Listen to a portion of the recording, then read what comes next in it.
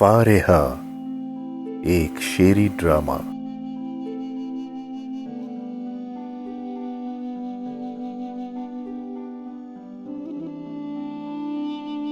क्या तुम वो उदासी दूर कर सकते हो जो सारे आईने तोड़ देने के बाद दीवारों में घुस जाती है?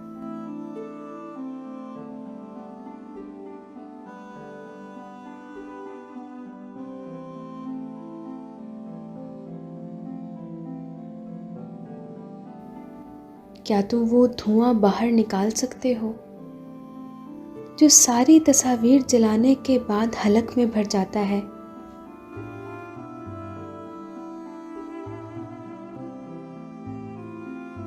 क्या तुम उस गुलदान को जोड़ सकते हो जो किसी जाने वाले ने हाथ से गिरा दिया हो?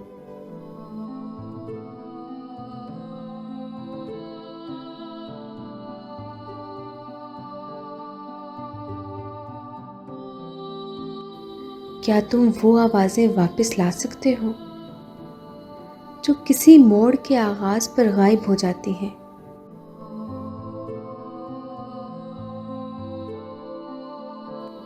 क्या तुम कोई ऐसी चीज़ इजाद कर सकते हो जिससे मैं दरियाफ्त कर ले जाऊं?